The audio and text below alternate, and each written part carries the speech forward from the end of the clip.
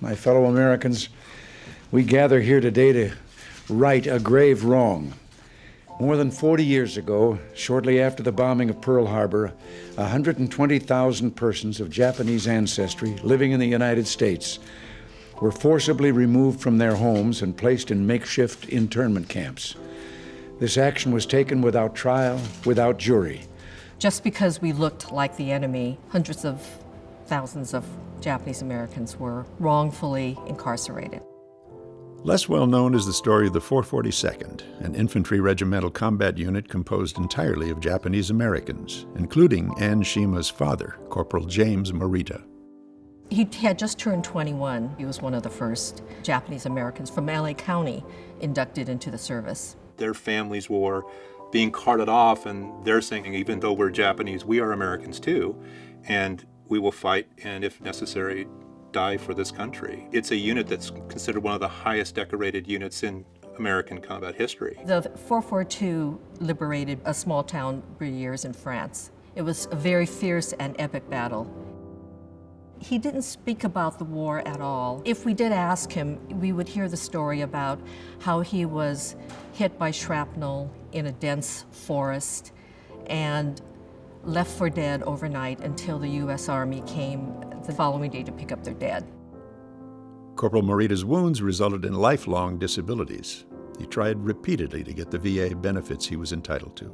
Mr. Morita and his family knew about Public Counsel. They knew Public Counsel had this veterans program, and so they asked for help. All his life, he would write to them and ask for reconsideration of his disability rating, unsuccessfully. There's two of them right here, handwritten by him. He's asking for, very courteously and politely asking for reconsideration. He had gone back to them for medical care, for nightmares, flashbacks, all the prerequisites that they list for what qualifies for PTSD.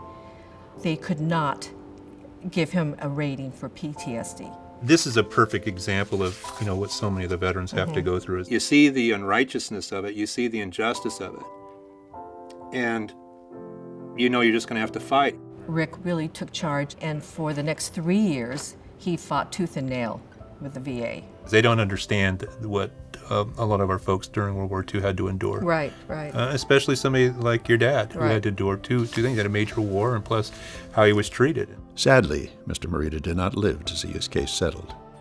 Rick was able to file a spousal claim on behalf of my mother. As soon as they saw this, the Purple Heart? That was enough. I mean, their denial really of the anxiety disorder was patently false.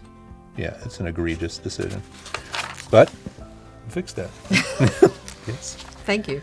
No, thank you too. There's no way that I could have achieved the final result without him and Public Counsel. I'm just grateful that they were there for us. My staff and I have helped literally thousands of veterans and their families. In every case that we've represented, we've had a 100% success rate. That's not an exaggeration. We don't quit. It's a very emotional thing for me. My dad, he was a hero. In my eyes, he'll always be a hero. The heroes are all the men of the 442 who just never got the kind of credit that they should have in all the years that have gone by. I think their story should be told. It should be told for generations to come. It was an honor to work with him, and his family.